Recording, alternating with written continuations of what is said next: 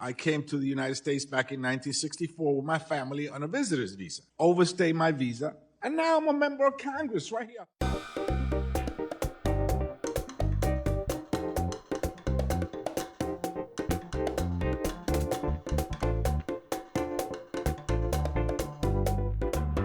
There are 488,000 Medicaid recipients, 118,000 Medicare recipients, 300,000 SNAP recipients.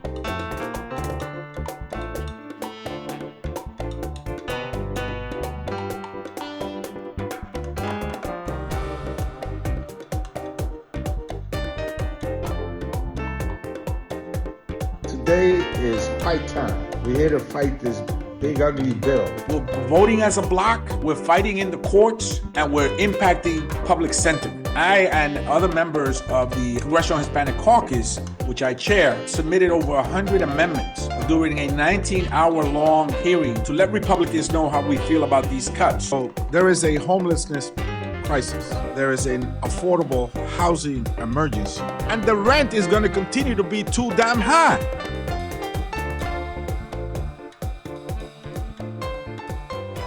I mean, this is politics, and New York City politics could switch in New York minutes.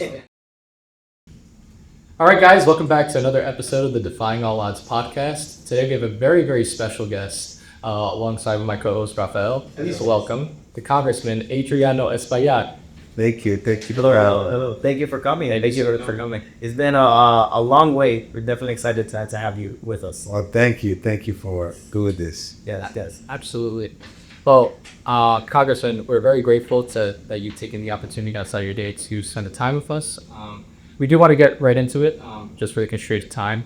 So while we start with our first question, in regards to some of the newest legislation that's been passed in Congress, we want to get some of your thoughts on the One Big Beautiful Bill. We know that obviously you've been very against it and been a proponent against the bill since its passing. So we wanted to understand, what are some of the actions that you plan to take in regards to the way to impact your constituents and beyond? Well, first and foremost, I think that it is a bill an initiative that will disproportionately hurt people in my district, because there are 488,000 Medicaid recipients, approximately 118,000 Medicare recipients. So it's over 600,000 folks that take Medicaid and Medicare, and then over 300,000 individuals that receive food stamps. And this bill proposes to dramatically cut those benefits so that you could have the monies available to give a handsome tax cut to the very rich. So this will impact dramatically the district that I represent. And we're going to educate, we're going to organize, we're going to agitate. And so that's what we have to do. We're in the courtroom trying to fight off some of these executive orders on immigration and other things. We're also legislatively, we've been on lockstep. Democrats have been on lockstep voting against these initiatives.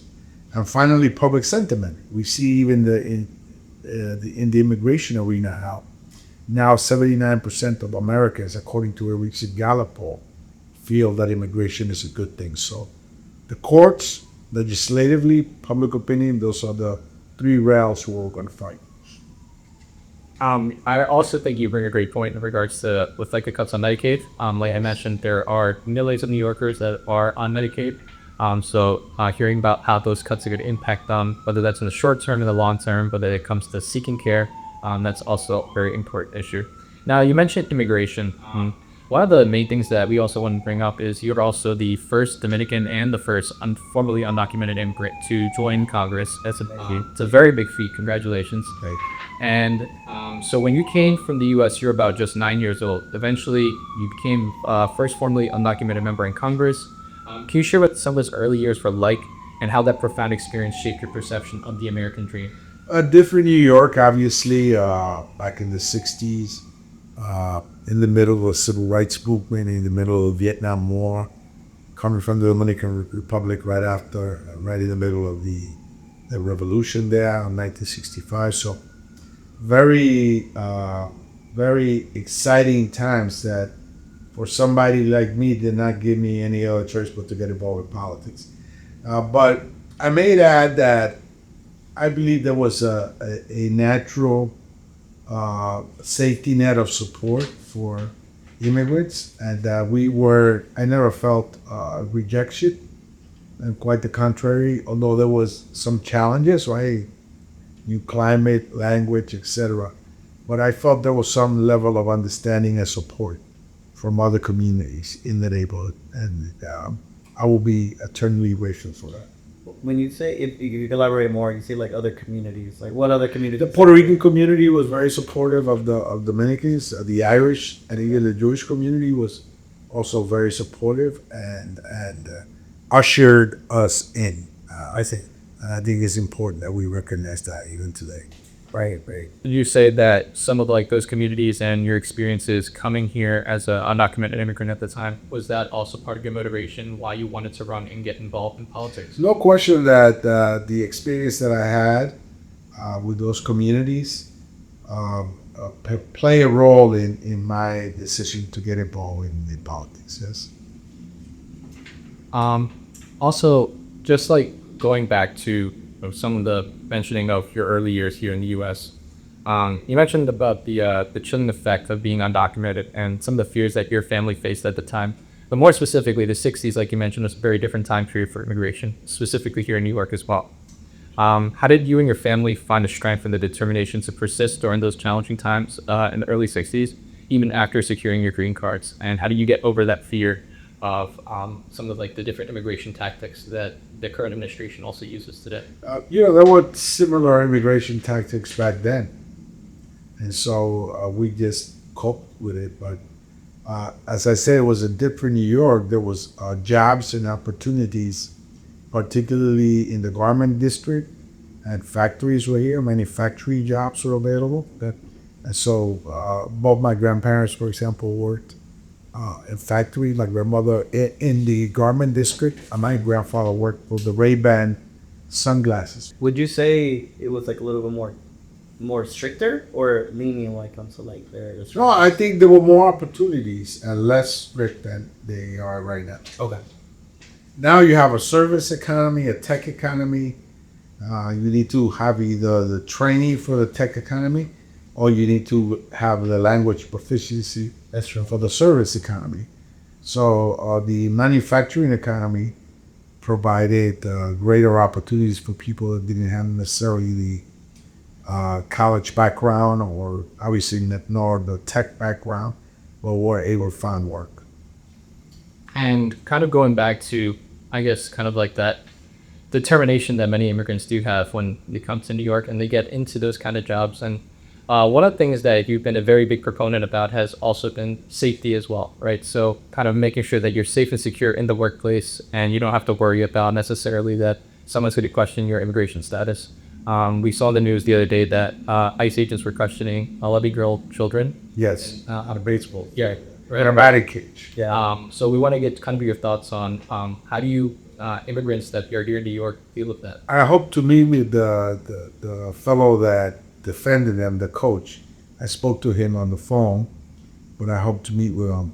And as I think that he played a pivotal role in saving those kids, because unprecedented action, because to go into a batting cage and start asking 11, 12, and 13-year-olds their status and their parents' status is over the top, if not illegal. And so that guy is a national treasure and a hero for standing. He's also an attorney, so so he's well trained to respect it. But I think we should use that as an example of what could be done to help out people in need. And do you also think that goes back to kind of so you and along with Representative Nadia Velasquez have been repeatedly denied access to some of the detention facilities. What has that experience been like for you? Well, we need to know. We saw a recent film footage of what's going on in the notorious Death Floor. And there was over 30 men with one toilet sleeping on the floor, that kind of stuff. In an administrative building, that's not a detention center per se. But once you're held up for over 24 hours, it automatically becomes a detention center. So the question is, what are the conditions and do they meet codes? We will continue to go back, and we're looking at the possibility of legal action too. Is that also from a result from a constitutional standpoint? How you have the Well, we feel very strongly, yes, that the Constitution allows us the right to have ICE be accountable, and that we should have access to any and all facilities without any previous notice. Also with like some of the new facilities that have been made, we also want to get your thoughts. So, Alligator Alcatraz was one of the recent and notorious facilities that was made. Do you plan to make a visit out there as well? Well, I spoke to some of the members that visited it, and the report that I got back from them, and they are Congressional Hispanic Caucus members. Maxwell Frost is one of them, and the report that we got from them is pretty gruesome. So I hope at some point make my way down to Florida visit with us. Oh, okay. And as you kind of just like look ahead in terms of what are your ongoing goals and aspirations for, your constituents in the area with all this legislation that's been passed, as well as even the current status of immigration here in the U.S.? To protect them, I think it's important that we continue to protect them. We educate them because education is power, and it helps protect them. And I don't, every crisis also brings about an opportunity. So I am hopeful that this crisis will bring an opportunity as the polls begin to shift in the direction that is supportive of immigrants.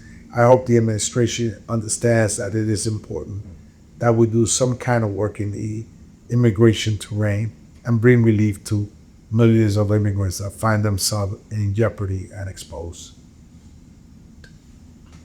And kind of just like looking ahead as well. So something that's also been in the news a lot recently, we want to get your thoughts on where you recently endorsed Zohran Mamdani for New York City mayor, since he's a Democratic candidate, and you yourself are a Democrat, and you came out and mentioned that you've endorsed him simply because he is a Democrat.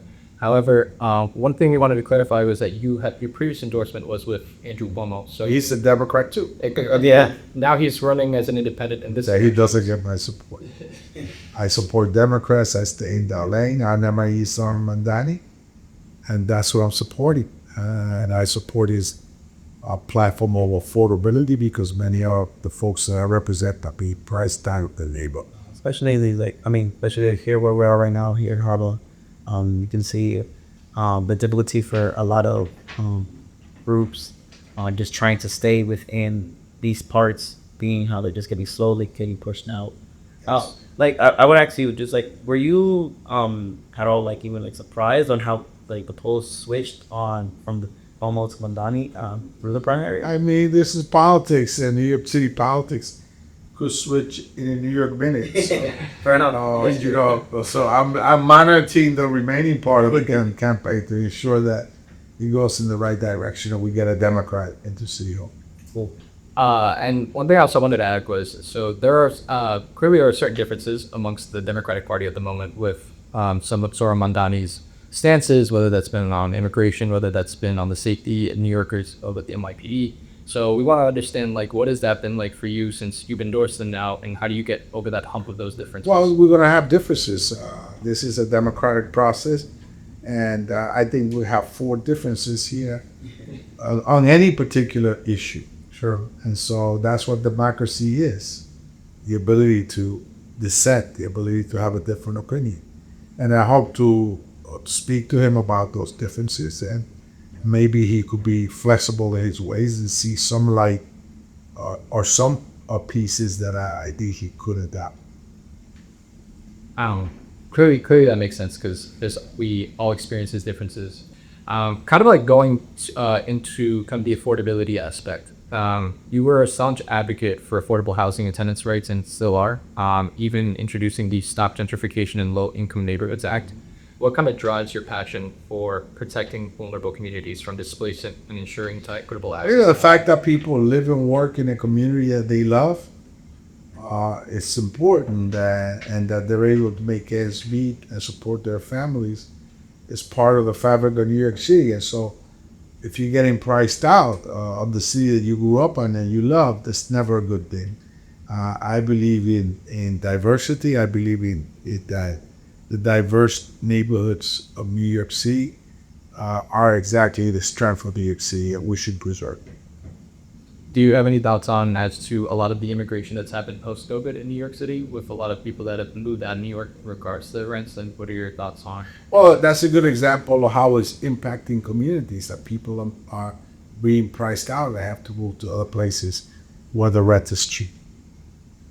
Right, that makes sense. And we've clearly seen it with a lot of small businesses, whether that's been in the area. You know, even here in Harlem, you see a lot of places, they just say for lease signs, and those clearly were, you know, profitable businesses back in the past, but due to rising rents, like you mentioned, it's driving them out and bringing bigger corporate. We had to have a serious discussion about rent. Yes.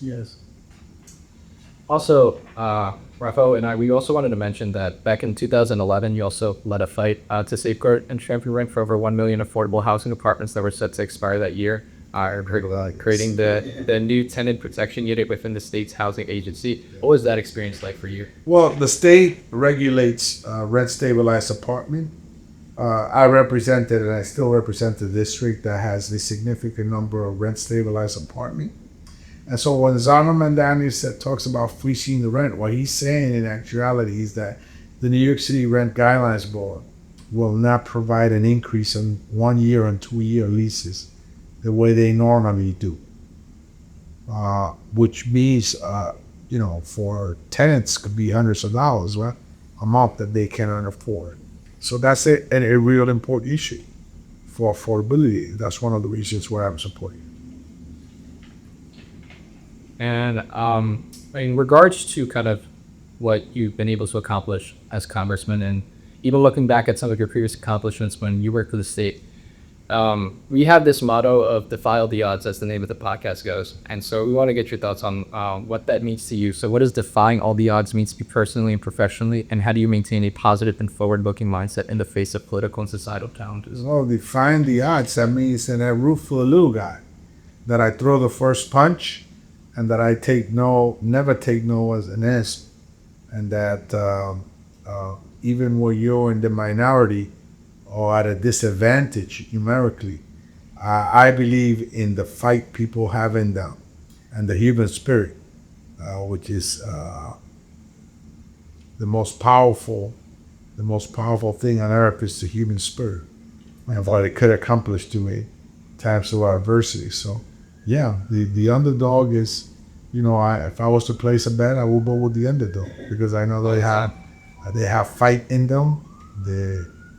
They're fearless, and most of the times they're rooting for the right things. But I really wanted to thank you all for this interview. Absolutely. And to tell you that we're also very proud of what you're doing. Thank you. Because when you educate communities, you empower them. And you don't have to be in government to empower communities. You could do it from where you are. And you do it by educating and bringing voices to people across the city that need to hear. Man, thank you so much. Thank you so much. Well, you already know, guys. This is fun, and we're just more episodes coming soon. Okay. Yes. Thank you so much. Goodbye, guys. Stay tuned. We'll see y'all. This is.